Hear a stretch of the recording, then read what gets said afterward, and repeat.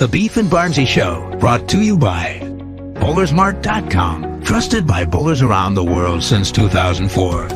By Lightning Strikes Bowl, home of Bowlers Mart Pro Shop. By Platinum Ford, drive the difference.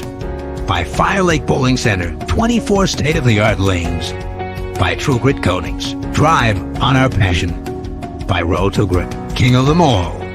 By 900 Global, striking worldwide. Morning and welcome back to the Beef and Barnzy Show. I am Barnzy, joined by the unimitable Stuart Williams. How are you this morning, Beef Stew? Yes, show on a Monday. I'm a little frustrated. We didn't cover ourselves in glory, and when I use we, I'm not using it like the bowling term when I'm referring to I, and I say we because I'm an idiot. I'm referring to me and Chris, we being two people. But anyway, that was for Frankie. That was one of mine and Frankie's pet peeves. We bowled well. No, we didn't. You bowled well. We watched. We gave them 300. Who's we and who's them? But anyway, I digress. I'll direct Frankie to this. I might even clip that just for him. But yeah, we went down to Shawnee, one of my favorite regionals of the year, because we bowled 2 blocks, and that's the cool thing about that tournament by far. Also, it's the Hall of Fame weekend, so congratulations to those who were inducted this year.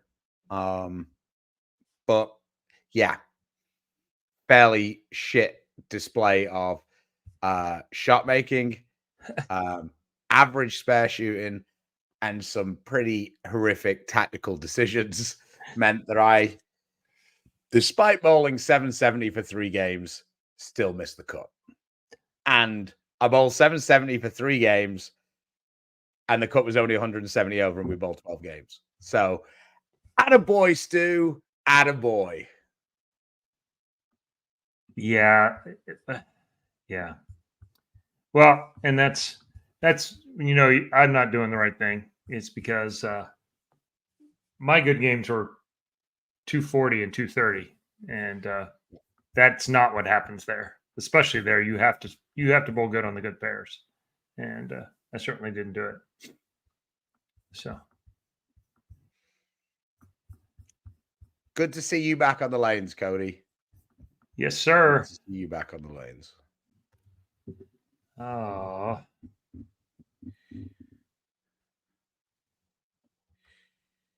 That made 2 of us. True. Cardinal says he drilled up an IQ 78. You really surprised at how well it rolls. Just watch the video. You wouldn't have been surprised.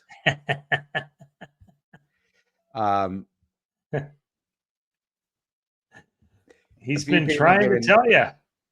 Tyler is in the chat. Surprisingly useful. Disappointingly useful. Disappointingly useful. Yeah. A few people are in the chat trying to help Tyler out. Tyler's talking about a 4-ball arsenal. We're going to do 6 because that's the easiest to take on the plane, Tyler. But we've done a bunch of these videos, so just focus in on today, and otherwise check out everything else that we've done. One person said you might want to spend the money on lessons. That's also a good thing to try. Practice is always the best investment, in my mind. No dumb questions. Okay, well. To quote the Kelsey brothers, no dumb questions, just dumb people. That's not a statement. Just like not ask them. That just means there aren't any dumb ones. They're just ones you don't know the answer to yet. It's not mean for a change. I read it and I went, wow, that could be mean. No, I'm not trying to be mean. Not this time. So. Well, thanks, Glenn. Appreciate the super chat. Nice to see you. Thanks to everybody who participated in the show the other day. we gave away 6 t-shirts and a bowling ball. I contacted everybody this morning. So thanks for all those guys getting in touch. I will get your products out today, hopefully, or I'll get the orders in today. And we will see. So we will probably do another 1 or 2 of those before the end of the year. So keep your eyes peeled. Wait till my IQ 78 video comes out. The house shot portion of that will not make you give you the warm and fuzzies, I don't think. It's all right. I've got strong editing privileges. It's gonna be like Ryan when he was in high school playing basketball. I swear the kid for 3 years never missed a 3-pointer. Because Linda was getting the Linda put up every video. He was like 178 for 178. It was amazing. Well, slightly big gap there, Chief. Yeah. Journey, 2-piece urethane, pancake urethane. We did used to set up arsenals like that.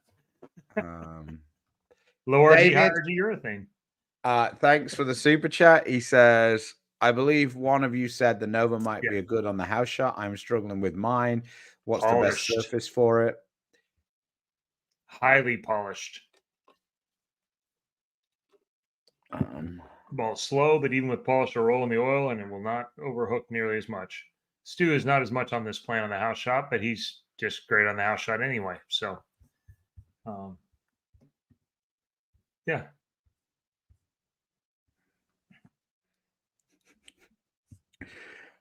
I believe that must be Vi. Yeah. Well, that is Vi and Mikey's channel. So I feel like I'm not sure that Mikey would go quite that far. No, that might be Christopher. I'm a Christopher fan too, so you know. He makes my two-handed rant, doesn't he?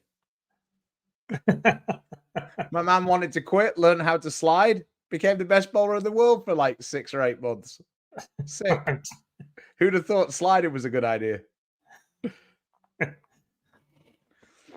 So, all right. So we've got like kind of an arsenal building video here. Chris is going away to, where are you going, Chris? I'm going to quickly knock Cali, up, Colombia.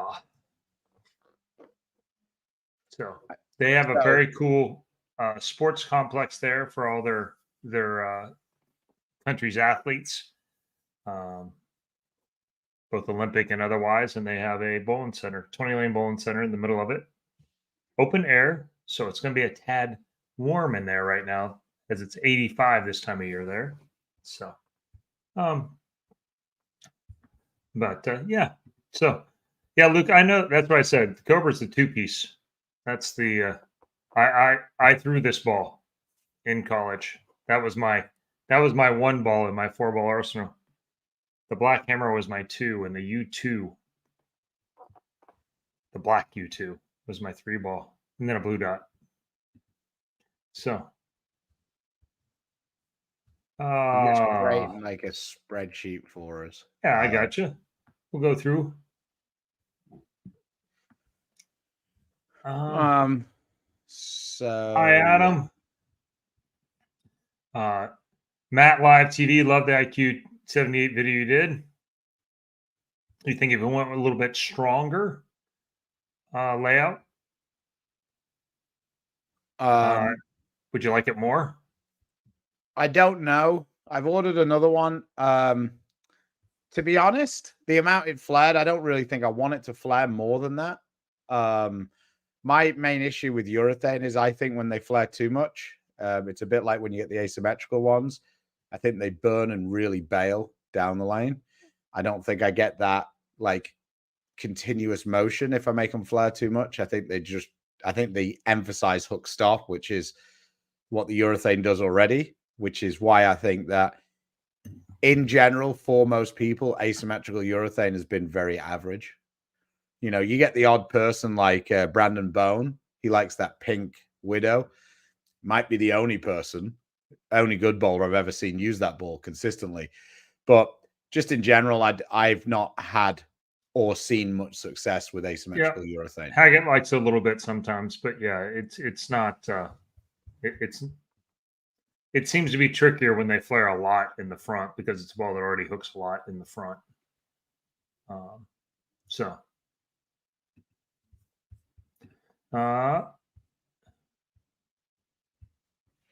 So this is what we're going with. Is that about kind of your grid there, Chris? The smooth and the angular, strong, medium, weak? That essentially taking a million different factors in there between surface, cores, RGs, differentials, pin positions, and all the other things that go along with it. In the end, this is basically what I do. Is I basically strong is for more oil in the lane, and weak is to get it further down the lane. So, and then 2 balls in each category, and 1 smooth, smooth / control, and 1 angular in each one. And then that kind of covers a pretty wide range for me. And then you just have to bowl good. I mean, I could have put clean down by it says weak. But once I did strong, medium, it kind of made more sense to do weak. And weak is obviously relative. Yeah, I mean, it's earlier, medium, longer is the other way to go about it. But yeah, I mean, typically the strong balls are going to have surface, 500, 1,000. The medium's going to be exactly what it is, and then the weak are going to be polished balls where the RGs go up, cleaner covers. Basically, they would skid whip on some things by the time the lane's really hooked. That's what allows you to keep that same continuation shape through the pins.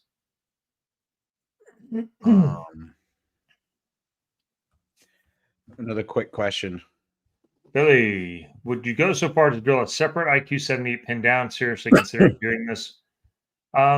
Yeah, and it does flare about 25% more than a pitch black. That would be one way to reduce the flare somewhat. It won't make as much of a difference as it does on balls that flare a lot. But if you really like urethane, then sure, it's going to be a degree of separation off of it. Yeah, I'll be honest. I got such a decent reaction out of the one I've got. I'm not sure I even want another one. Dan, good morning, guys. Stu, nice run this weekend. You must have been really focused on those couple of games, Dan, but I appreciate you. The thing is, I was talking to Barnes about this. Yeah, we came up a few pins short of 16th, but 15th was 50 pins ahead of him. So it wasn't really that close to being like super competitive. In this case, it would have been. It was important though because it just went to brackets instead of. Oh no, 100%. Total pins, you'd have been dead pretty much. I just mean like relative to our like the performance of me and AJ being like 50 pins behind 15th, you can kind of cover up and be like, oh, we were so unlucky, we only missed 16th by. But if one other guy bowls good, you're miles out the cut. So, right, real quick. So the first ball in this strong smooth, you're gonna go with the gem, right? Yes. Obviously, oh god, I'm typing on the wrong screen. Obviously, you could have gone with reality there, I guess. What's that? Reality would have fit there. Yeah. Those two balls in a tour. When I go to a little bit bigger, I have them both, and I just have the reality down and the gem a little bit up. We're going on a surface that we have some history with, so I know there's a lot of friction in this place already, and we're bowling on a medium pattern. Although, in the vein of all transparency, we don't get to know until we get there. So this is just we got an old video of you. You're actually up in Detroit. Lodge Lanes. Yep. And this is one of the things I actually like about the gem is I'm actually able to play a little for the left, much like the reality as well. I think the reality is a little bit smoother for me. I know some people see it the other way around. I left that one in because it was fun. So yeah, I just think like that. Even there, you moved a little right, you sped up a little bit. It seems like for you, me and you almost have the gem and the reality the opposite way around. Yeah. For me, the reality is miles more versatile. For you, the gem actually seems a little bit more like you can do a few more things with it and keep it in play for a little longer. Because it's a little bit sharper off the point, and these balls are, they're both pretty strong. It allows me to get a little change of direction and play a little deeper There's on the actually the lane. reality there. Just a Yeah, little and the smoother. reality looked like it went circles around it there. So basically, you're building the gem as your. Mhm. This is kind of fresh surface. You're gonna have like Yeah, it'll have 500 to 1,000 on it. It's something I can play. I can use my hand as well, trap it to play straight in front of me, break the lane down, uh, control the pocket early if they're hard. And then as they open up and it starts to flat 10, then I can move to the next ball, which would be kind of strong angular ball. And so. In this angular ball, would the Eternity Pie fit here for you? Okay. yeah, a little cleaner cover. Still big. I mean, in the overall sense, I don't know any of us would call it angular, but it's angular for a ball that hooks in that much oil. I also feel like if you added a little surface to it, you could you could see some of that. Yeah. Again, I'm here at AMF Louisville. Let's mute you. Yeah, that's better. I don't like listening to me. I actually rewatched this video last night when I was doing the video, and I was like, "Holy shit, Barnes made this ball look good here." Like it was coming back from pretty much everywhere for you. It does, and it might be. Whoa. Yeah, that's what I'm saying. There's some good ones in here. Huh. Yeah. So might need to just drill a fresh one. Mine has a lot of games on it. Yeah, no, that's what I'm saying. Like, yeah, rotating a little bit and it made it around the corner. Comes around the corner. This is the older surface too, so a a little harder, straighter. It's another one where you just really take your hand out of it. I feel like that ball really comes off the spot. Like I think it's quite responsive down the lane for as strong as it is. So I feel like responsive balls allow me to throw the ball quite firm. I think that there's a little bit of a misnomer that to throw the ball hard, you need a ball that hooks really early. I feel like a lot of the time for me, the balls that hook really early, I've got to be careful because I can throw them through that hook in the front.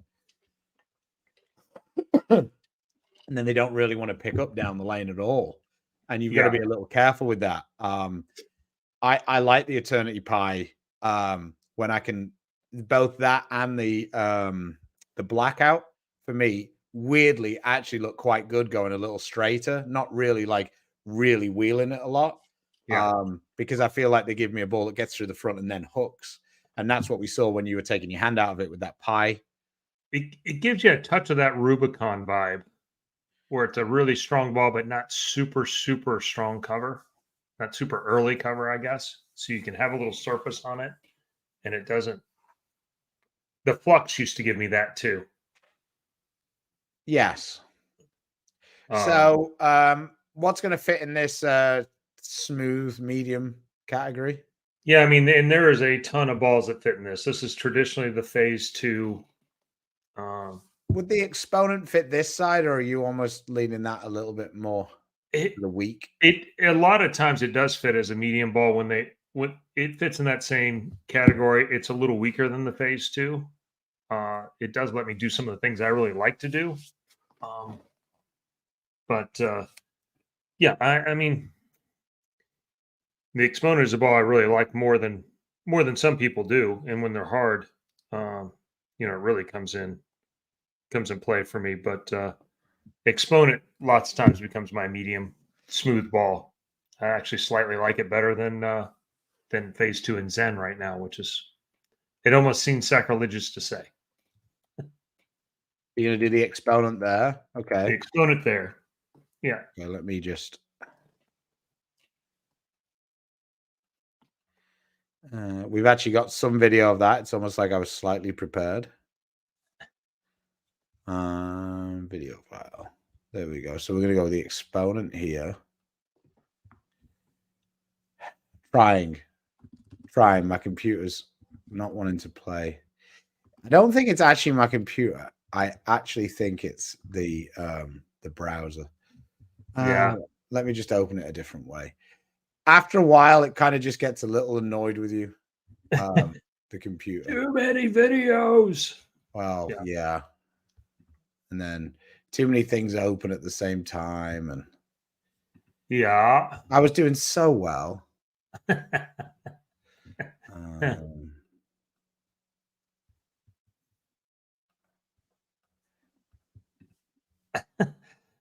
Roger, I have your podcast up in the background. My client walks in and hands me a check, and as I'm writing her speech, she goes, "I know that voice is Chris Barnes." Well, it's only because Jim Henson retired. I understand. So this is when we didn't have as good a camera setup.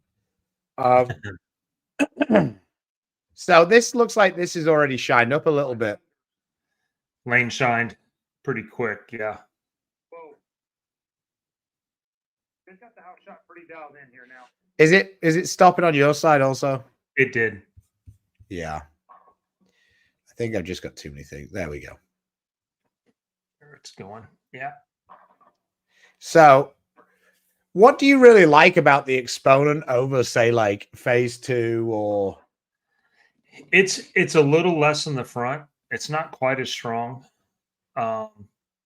Which, like we say all the time, arsenals are set up to cover up what we're not as good at. And that being the cover's a little bit weaker lets me get it through the front. And we've talked about on here a little bit as kind of being a new IQ Tour, kind of for today's environment. It does flare more than IQ Tour. The cover actually is a touch, I think, weaker, maybe than IQ Tour. Not sure, or the oils are thicker, one of the two. But this is the ball that allows me when they're hard, it's good. When it's easy, it seems to be pretty good. It's probably not the averaging 258 ball, because it's very middle all the way around, number wise, cover wise, surface wise, but it leaves me in play on a lot of different things. I feel like I can throw it. Well, I threw it last weekend on probably one of the slickest surfaces we bowl on at Fire Lake. And then I can throw it on new SPL too, which there's not that many balls I can cross over on those two surfaces and have a chance. So that's what I really like about it. Super versatile, and lets me, if I'm bowling good, it lets me do a lot of different things. Lots of things let us work when we're bowling good, don't they? Yeah. Kind of annoying. It is. And so now I have more bowling balls.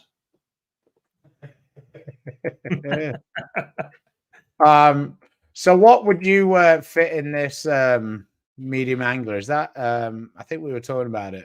I think X2 has been historically really good. X2 and Blackout both of this, in the cleanest version of a Blackout, but X2 is kind of what I've used here historically. A little bit weaker cover than the Blackout. Okay, well, for the for this video, we're doing Blackout. Yeah, just letting you know. Yeah, the Blackout is like I said, super clean. That when it's shiny, it gets down there and makes the corner about as good as anything that we have. And now going forward and for tour for 2024 with the August 1, 2022 rule, the X2s are gone. She gone. Now we have brand new. So this is on the brand new surface, just for. Oh yeah. I think that this ball is pretty versatile surface wise. I have 3 of them actually right now, which Stu knows. Might be rarely. I don't hardly drill 2 of anything, and I have 3 different ones. I have a weak up one, which is this one here. Actually, no, that isn't. This is the one from tour. Yeah, I think this is a down one. Huh? I think you said in the video this was a down one. But I'm not okay, sure. That's a new down one then. So then that was I had to drill a new one for the video then. So I had an up one with surface. I have a down one and then I drilled my traditional 5.5-inch shiny. And in this case, this is actually the down one. The up one is actually a little longer and even more angular than this. So, but I've been a fan of this one. I've used it a lot of different ways. Looking forward to see how it translates to whatever this year's tour theory is. But hey Adam, what's going on? I thought you already had a gem. So, and then he said, if I do get another reality, I'm putting it at 4,000. Don't put it at 4,000. Shine it. yeah, Polished reality is the go. I like it a lot. You can leave it at the box finish, leave the lines in it, and then put polish over it. Yeah, I like at it. This is actually a pretty good question, and it depends on your rev rate somewhat. But a lot of people use urethane, particularly the older ones that are softer, as the strong smooth ball, as the number one ball out of the bag. It used to be the weak smooth ball, but the new 78 ones may play in that spot a little bit more.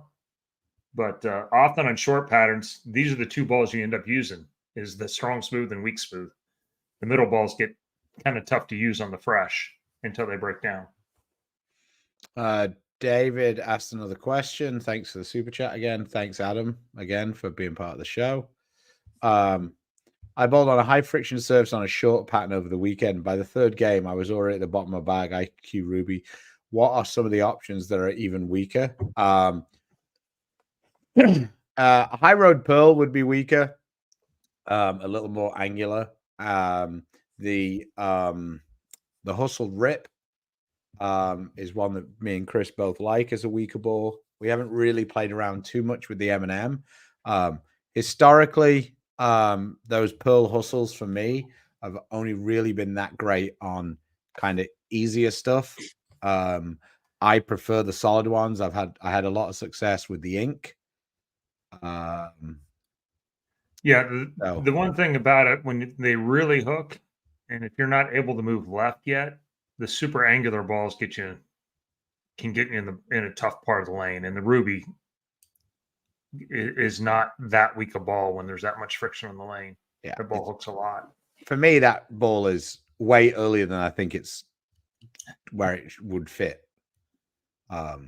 I think the low RG, really shows up in that. I almost think the low RG shows up more in the Ruby than it does in the regular IQ. It almost feels to me, and it might be what your expectations set at or whatever, but it almost feels like for me the Ruby a lot of the time is earlier than the IQ Tour, and I know the logic of that isn't correct. It's so responsive that it makes you feel like it was earlier. Well, even when we drilled the IQ 78, and I just put a pin above the bridge, it's still less than 030 diff. You're like, that's not that strong. It's a 5, 4 3/4 inch pin or whatever it is.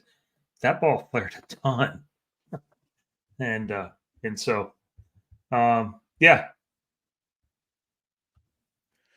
Hey, Nico, nice to see you again. Chris has recorded his reviews, but he only got them to me on Thursday, and then we were bowling over the weekend. So, I'll try to put them together. I think you did your Sublime video on a pattern, right? Yes, the Sublime is on a Danielle pattern, the McEwen pattern. So, not the McCune. We had a really fun conversation about this. It went something like, I bowled on the McCune pattern, and I said, Don or Eugene, and Chris said, Danielle. Yeah, Danielle. And I'm like, oh, I get it. I was like, I thought it'd be weird that Eugene would have a pattern. Yeah, I'd definitely be playing the gutter or 6th arrow. Yeah. Love me some Eugene. So Kaplinger sent a video of Kevin stood on the wrong lane, on the left lane to bowl on the right lane, throwing it to about the rangefinders and shooting 240. And Kaplinger goes, seems necessary. But he absolutely let that bitch fly. Like, it flew down there and then went high flush. And it's just like when you see Kevin doing shit like that, you just like, what am I doing here? Like, why am I here? He's gonna be so good. Kevin. Cheetahs, what's that? I say Kevin's gonna be so good. Yeah. Because he's got a little bit of the Eugene crazy, but he doesn't quite get as frustrated by it as Eugene does. Right. And I think a little bit of crazy is always good. This is a good question. Hype solid, a slow response ball, good for blending wet dry. It's Yes. probably as close, yeah, as you're going to get down in the weaker ball range. That is a dry control type ball. Now it probably does need some polish to really be a dry ball, but it is smoother. For me, the Hype Solid is the weak side of the IQ Tour in the way that the Exponent is the strong side of the IQ Tour. That's kind of how I see it. That's fair. I don't really get much chance to use that ball because most times when I want a ball that weak, I need something that's going to be a bit more angular, a bit more responsive. But yeah, if we bowled on less oil, and this isn't a suggestion, but if we did, that would be a ball that could come into play. Yeah, Ryan bowled a thing up in sorry. Kevin with a super chat. I'll do it. Yeah. Shortly when the fronts are burnt up and the back ends seem to hang. Speed dominant is an infused a good choice to combat this. Zen doesn't work. Yes, but again, it's also a it depends question because what you're basically seeing is when the Zen doesn't work, the Zen is burning up in the front. And I find that more and more it feels like the Zen burns up more and more in the front than it may have done when it first came out. Now, covers change a little over time or whatever, or whether it's oils change or whatever. the environment changes. For me, the infused is quite a bit cleaner than the Zen, and it comes off it pretty hard. However, if the front is burnt up a lot, then you might end up seeing the same thing with the infused as the Zen. So then you just keep moving that down to, like, say, a Revenant. And then if that's the issue, then you go down to a Hustle Rip. That's kind of the why you build the transitions in your bag. For me, if you're saying you're speed dominant and the back ends seem to be a little bit by hang, I mean, I guess you're meaning that they're a little tight. I think that most of this is coming from the front part of the lane, and I think an infuse would be a good option.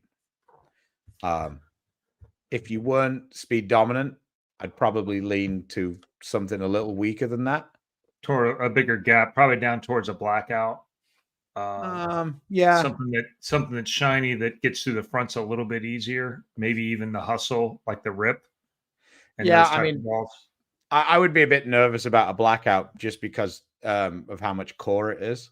But yeah, again, speed dominant I think would take care of that somewhat. But yeah, the way to probably know for sure is go down to that.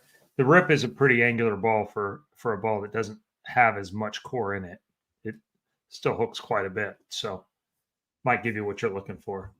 Kind of goes along this. Burner Pearl is my weak angle, and that ball hooks. I like the Burner Pearl a lot. Yeah, he ironically used it more than I did, which cycled me back around to it.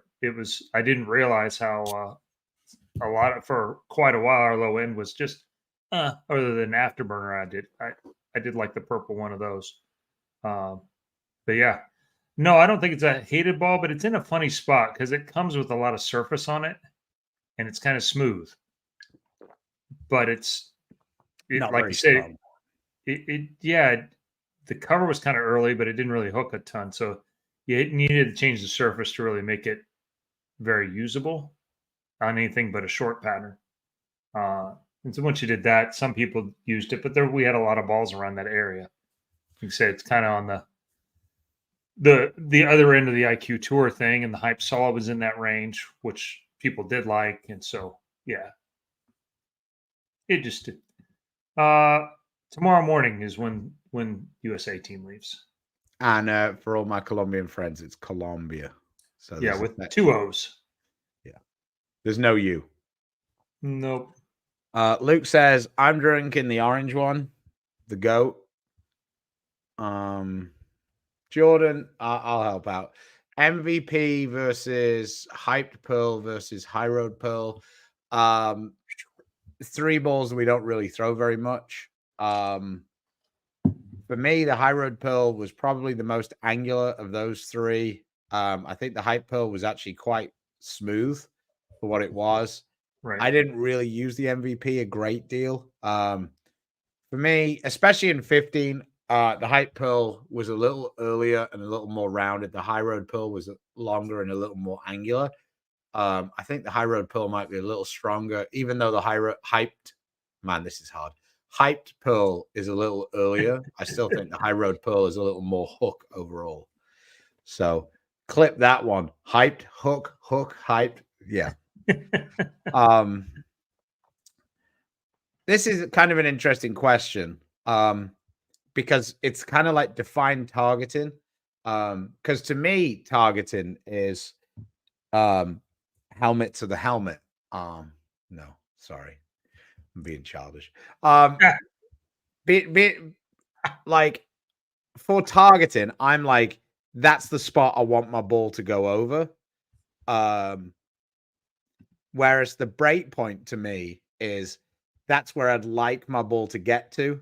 So I guess it sort of falls into it, but I'm not really like doing anything where I'm like, I must hit that spot, because obviously being able to hit the spot in the first 15 feet of the lane is very dependent upon you and your technique and like where you go.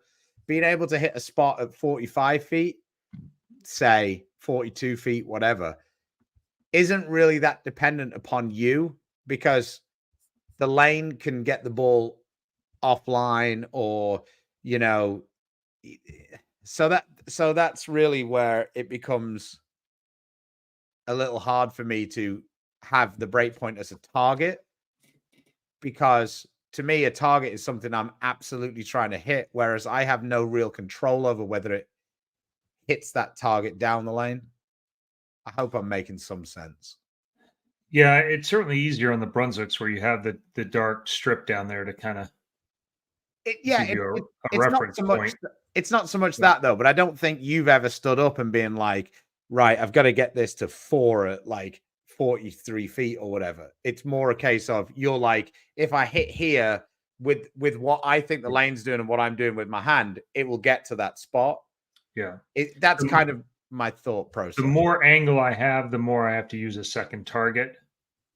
Okay, that's interesting. To keep my lines and my angles open. When it's in front of me, it's way more symmetrical to my eye. And so I know if I go through 12, it's going to go to 7, versus when I'm maybe playing 18, 19, and I'm, whether you're trying to get it to 3, 4 or trying to get it to 7, 8. I mean, those are 2 different shapes, and how much hook there is in the front, especially when there's hook in the front. And I feel like I have to get my eyes further right than where it's going to end up.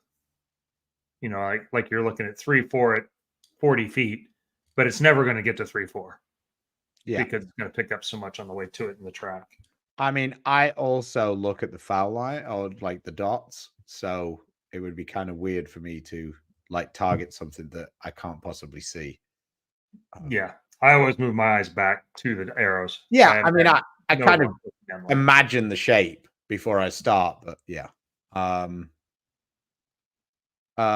We'll answer this one super chat, and then we'll quickly get back to the finishing off the Arsenal in the week section. Malcolm, thanks for joining. He says, drop into low 200s game 3. Not unusual. Throwing idle into UFO alert wiggles game 3, 30 mils. That's a lot of oil, 44 feet, bad lane surface. What could I try game 3 or a different idea? I actually think that using, as you move a little further left, using a bit more surface and a stronger ball. So if you had maybe a stronger asymmetrical ball, like reality or something, maybe that would give you a chance. Game 3 when you got more in the oil. It sounds like you're almost cliffing the lanes yourself by using a quick ball too much in the oil. Yeah, once it gets too clipped. So I understand DNA. Oh, Wasn't our favorite, but it's more of a medium one. oh. Oh, there you go. Yes, that I would try that. So as you get to that point where the UFO wiggles, because you've got the smoother ball, you're probably going to be able to get it a little further right and it not over bounce as well, from being in the oil. So I would try the stronger ball. I know it seems a little weird to go idle, then go to UFO alert, and then go back up to a stronger ball, but house shots are a little weird. So nothing will ever make me think more about the game than when I don't remember who it was, but it was like a fairly good bowler, and they were talking about why bowling's confusing. And they said the house shot's the most confusing thing ever. You miss left and your ball misses right down the lane, and you miss right and your ball misses left down the lane. He goes, how? Like, why do you think bowling's so confusing for people who just start? Like, when you hit the golf shot to the right, it goes to the right. And when you miss to the left, it goes to the left. You don't miss left and it end up further right. And yeah, I'd never really thought about it that way because we're not really looking at it from the outside in. But I guess somebody had spoken to him about it. He was given a lesson to. Yeah. So, Yeah. In general, hey, you miss right, you move right, you miss left, you move, by where you hit the pins. But it doesn't work when there's 14-1. Yes.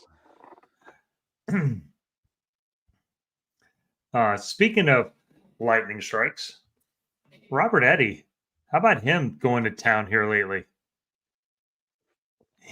He's putting some numbers up. Yeah, he managed to lose the handicap tournament this weekend by 1 pin. I said, you own the place. Call a re-rate. Yeah.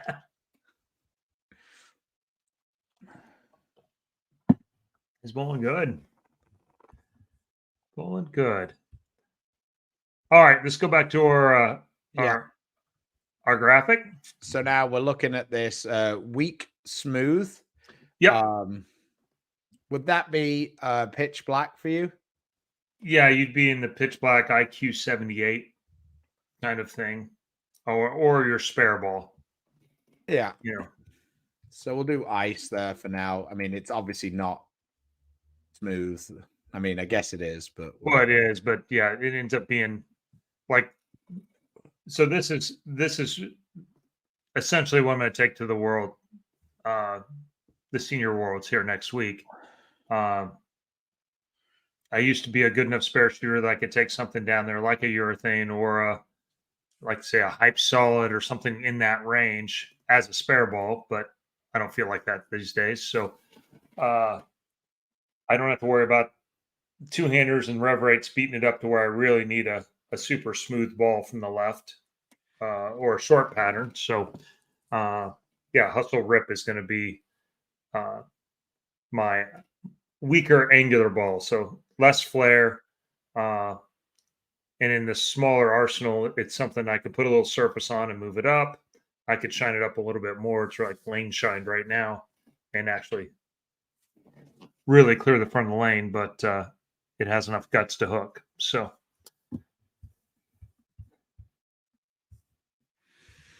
yeah. And I didn't do a video on this one because I was on senior tour when it came out. So Stu did a thing against we do not. They are on the USBC plan of hiding things to the last minute because information is the devil. But they are going to tell you, just yes, not the they will actually tell us, but it won't be until basically the managers meeting. There'll be an unofficial practice, which will be on something that's probably within a foot either way of it, but it's all in the medium bank. And since the world bowling went away from 2 patterns to 1, there's I think it's 12 medium bank patterns, and then there's like 4 of the other 2. So now Yeah. everything's just medium. So, super good idea. Good job, guys. I feel like this question is a lead up to us congratulating him for winning this weekend. Yeah, it's not going to be the house pattern in Shreveport, Keith. That's all I know. Congratulations, Keith. You did an excellent job on picking your partner. I mean, bowling good in Shreveport. Keith and Justin Bui won in Shreveport this as the last weekend, which is a Baker doubles, which even if you have a left-hander, you can't win that one by yourself. Yeah. And I took a glance at the scores. They shot some monster scores in Baker because they qualified in the middle and ran down some pretty good teams.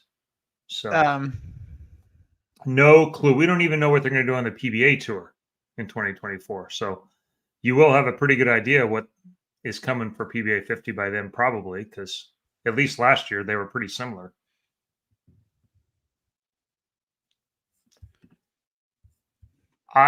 When they first did dual patterns, I wasn't in favor of it, but ever since they went to one pattern, what you end up with is layman doing patterns being afraid of an outcome, whether it's Jesper and Jacob dominating or one style. You end up with I thought you had a much better chance. I thought you certainly have the appearance of more fairness. If you bowl bad on one pattern, you can blame any number of things. If you bowl bad on 2 patterns, it eliminated the amount of unfairness tremendously.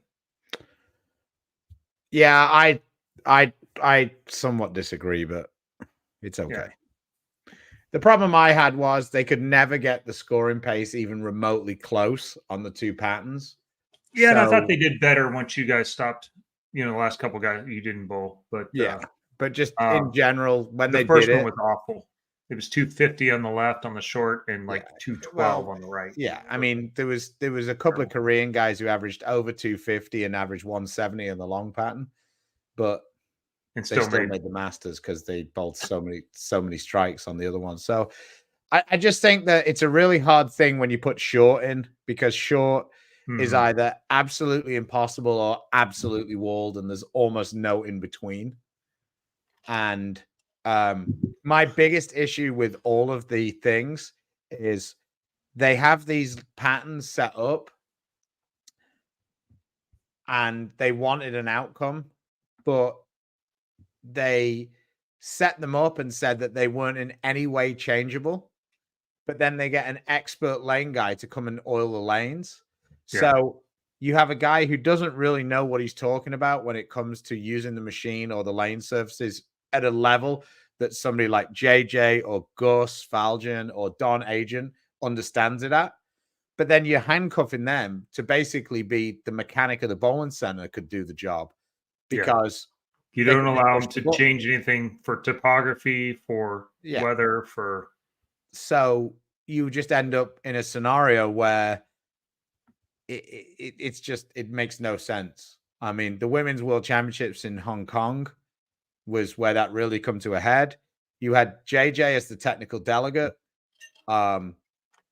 He felt like if he used any of the certain patterns, that the women wouldn't move their feet at all. They would play in the same spot on both because they picked medium and long. But he knew that if he picked the one pattern that would force them off that spot, the scores would be really high. But he felt like it was more important that they actually had 2 different challenges. So that's what he ended up going with. And he said he would have loved to have taken that pattern and just tweaked it a little bit so that the scores wouldn't be so high, but they would have to play in that zone. And, there was a couple of ladies who bowled 1600. Yeah, the year he used Paris. Yeah. And destroyed them. Yeah. And it's just, but that's just so that's the problem I have. I think that they just leave the guy in a really bad scenario, and they're not the ones who are going to get the flack because they're not the ones who are pushing the button. Back when I was on the technical committee for that, I actually worked with Neil when he was still with USBC and on that board. about instead of having so many different lengths and all that, just basically having 35, 40, and 45. And I talked with Gus and I talked with JJ and said, okay, what are the 4 most common adjustments you need? And basically just giving them choices of it was a higher volume, an offset, you know, more ratio, less ratio kind of thing, and let them pick the version inside of that versus having a 48-foot no volume pattern and a 45-foot massively wide volume pattern, and then try and pick a ball, a set of balls for those 2 different things, which were massively different. So yeah, we did that, and then they decided to go to one pattern. So then everything's been medium since then. But the Zen Gold label ends up kind of the same place as the Blackout for me. It's it becomes the medium angular ball. It's cleaner than the phase 2s and that, and it makes the corner more. You actually made this one look really good in the videos, also. I like the Zen Gold. Yeah, and I have a couple of these too. I have one with surface that I can move up a little bit as a kind of a heavy angular ball. For reference, when you threw that, you said, "Oh shit." Did I? Yeah, when you threw the one to the right, you were like, "Oh shit." Oh boy. And came back and you were like, "Ooh." Yeah, this is the old surface there too. They didn't always come back from that spot very often. So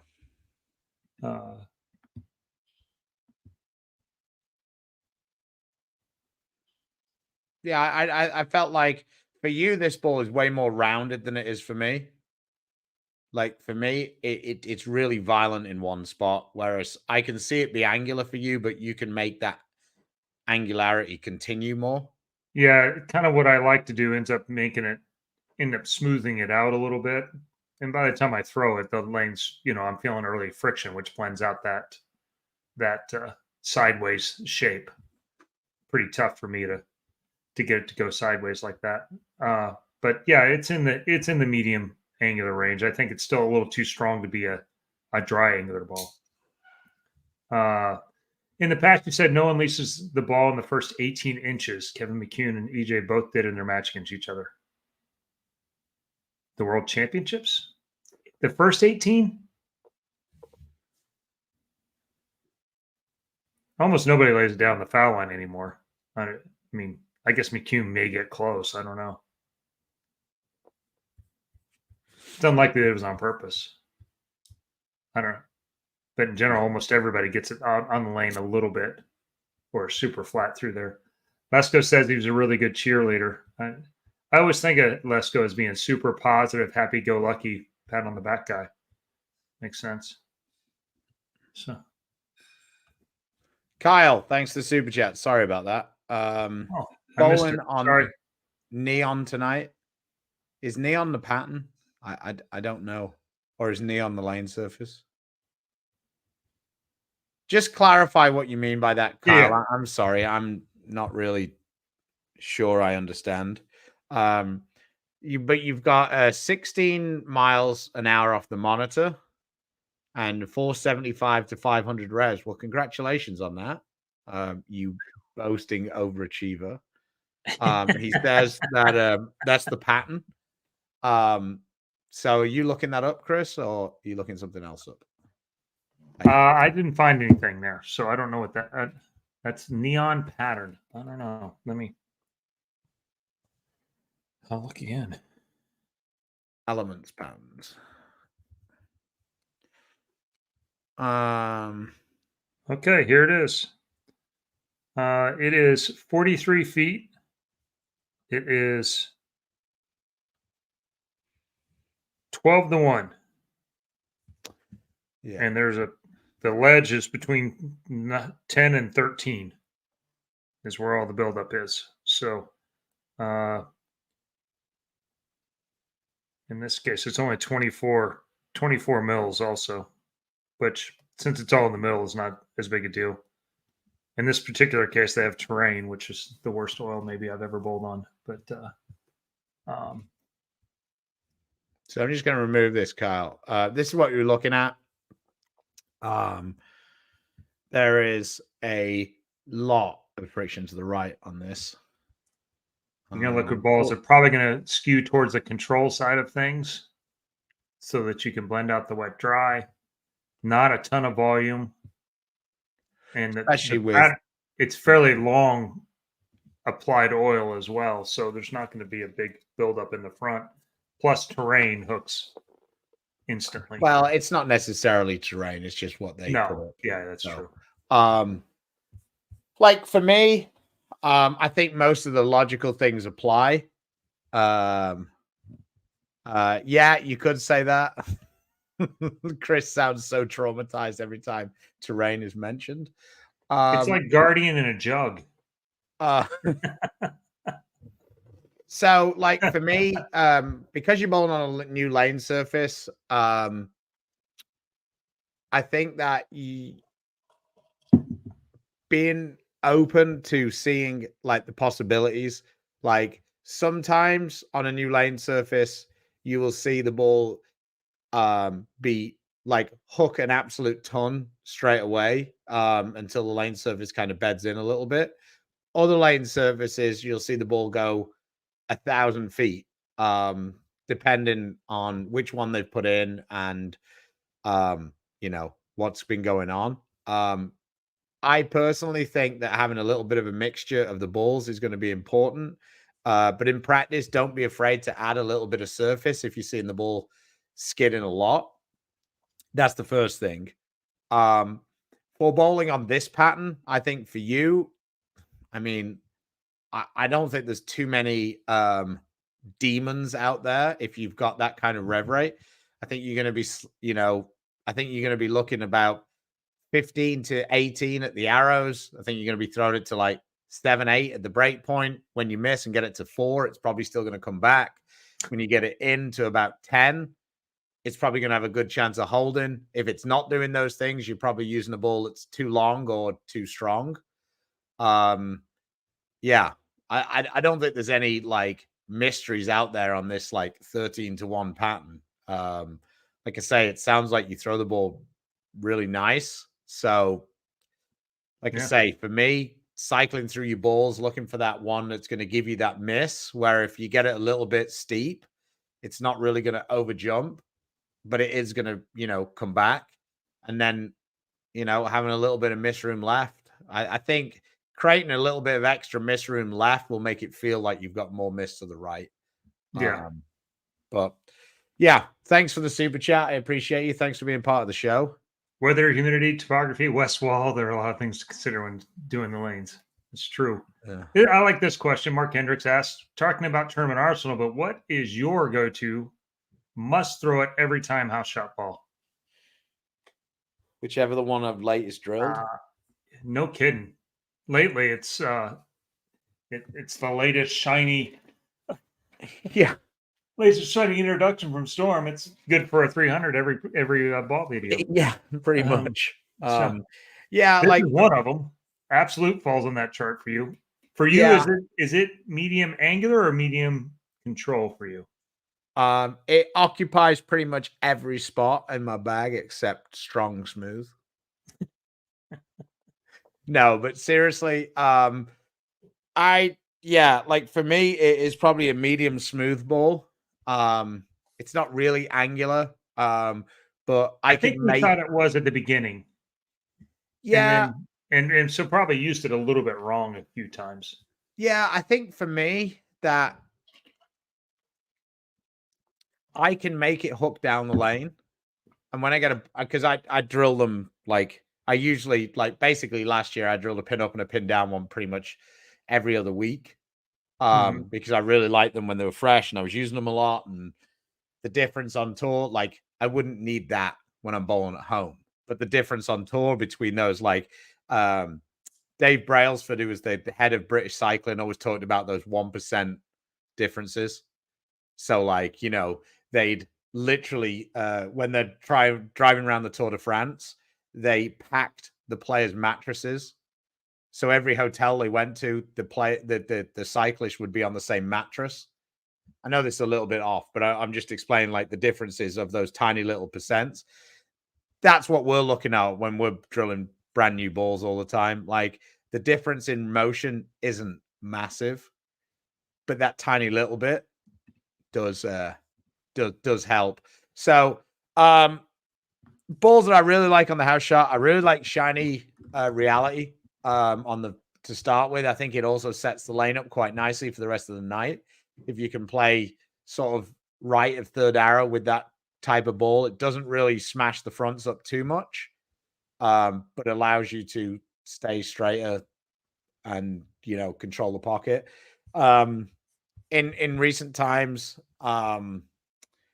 the infused has looked pretty good. Yeah. But Yeah, I'm absolutely. close with Zen Gold Label and Exponent has gone down the lane on a lot of things here as of late. But like I said, we also have a higher friction surface. So Yeah, you yeah. bowl in two places that has AMF lane surfaces, and I bowl in Brand two new places that SPL, has. which really hooks when it's new. Oh, I also learned something. I was yesterday days old when I learned that Pro Anvilane isn't a thing. It's just Anvilane It's with Anvilane markers on it. or Pro Lane. Oh, There's two surfaces, neither of which are called Pro Anvilane. I was like, we've literally, like everyone I know in the industry has been calling this thing wrong for 15 years now. yeah. Got it. Ryan Mao posted it and he goes, "It's my pet peeve." And I was like, God bless you. If that's your pet peeve, you get real pissed off because everybody in the world says Pro Anvilane. By the way, nice job of marketing because literally none of us know it. Yeah. It's Pro Lane and Anvilane. And I don't even know what the difference is. And I don't even know what, like, I didn't even know there was two really, but I guess that Pro Lane is the newer one and like it's got a bit more like friction to it or whatever. And then Anvilane is the one that's super hard, I think, but I'm not 100% sure. And then armor plate. But yeah, that's something completely different. Yeah, Anvilane is we used to call it. Actually, we thought the original was Anvilane by the time they started actually talking about surfaces like that. Yeah, it was just Brunswick and AMF for a long time. But yeah, the original one, which is there's almost none of that left. That was the one the aluminum oxide would come up by now. That was and in the late the 80s. panels on that one were like this thick. Whenever they picked them up, they were massive. They were massive, and that's where the seams were on the gutters, and you had a big problem with approaches and the stuff then. So well, we're kind of getting up to it. Now, don't you get there with you. You wash your dirty mouth out. That was Lance Armstrong. Not my British guys. They weren't cheating.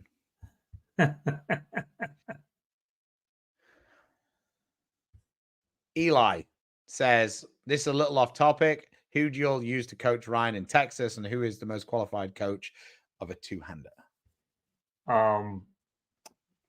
We used Linda and I in Texas.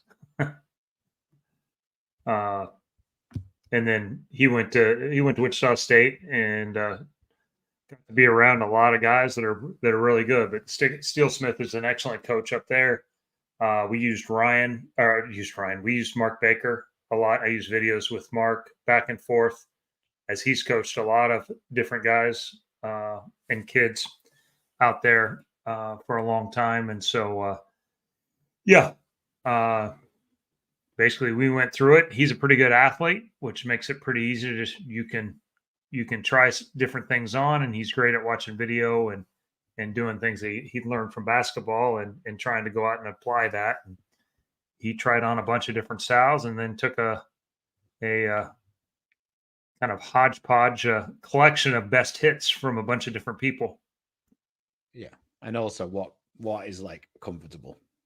Yeah. It's the one thing we talk about a lot is kind of matching your own drum beat. And the one interesting thing about my game is how I bowled until I was 18 and how I bowl now are not anywhere close to each other, foot pace wise or anything. And I think sometimes, that it served me pretty well, but is a very much a manufactured kind of cobbled together game. And sometimes in the heat of the moment, it doesn't allow me to be as athletic and just rely on that as much as I would like. That it still has to be very process oriented. So the one thing we're trying to improve is learning from some of the mistakes I made and let him be as athletic as he naturally is. I didn't notice till I saw a video that like he posted yesterday. He does the little bit of the Kyle Troop random right first step, just sort of like lifts it randomly in the air slowly and then takes the step.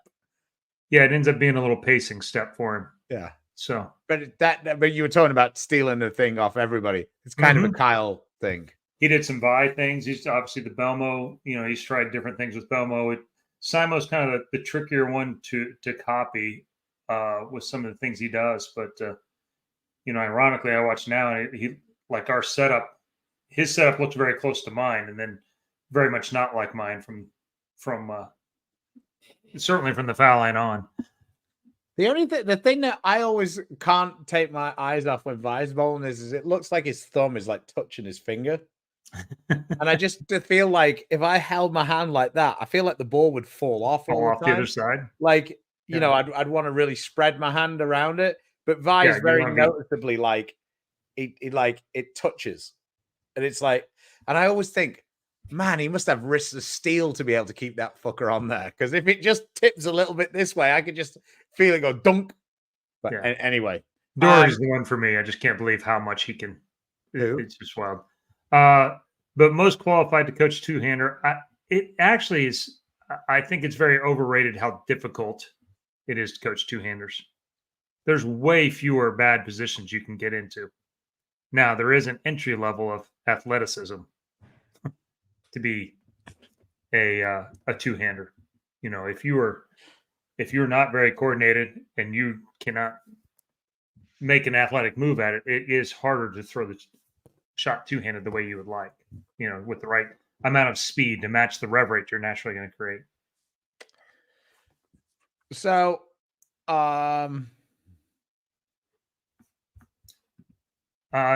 any idea why Vi blows on his opposing hand? All the two-handers, one of the most important things for him is that offhand, because as it goes back, it's the only thing holding on to the ball. And with all the oil that ends up on the balls these days, if it's slimy, they'll drop it behind them on the backswing. So they all have some kind of they all have some kind of thing with their left hand that they do to make sure that it's dry. I actually don't know why they don't just wear a glove. But all it takes is Simo to do it, and next week everybody except Belmo will be doing it. Right. We need to wrap up here shortly. Yeah. Let's call it good. Thanks to everybody who participated in the show. I appreciate all of the super chats today. I will be back later on in the week. It will be just me. So we will see what's going on. Yeah, we'll see how the schedule is. I don't have any idea of schedules or anything yet, but I will try and join as I can. Yeah. But thanks for watching. I will try and get more of Chris's content taken care of. But I have important things to do today, like taking our extra tree to Tina's office for a company party. So, the things in life you need to do. But yeah. Shout out to Platinum Ford for looking after me again. Thank you very much. I took my car in for service. It needed to stay for a little while. So they gave me a runaround vehicle. And Adam, better than most. Adam also said that they'd valet my car down to me, so I didn't have to go back up to get it. So wow.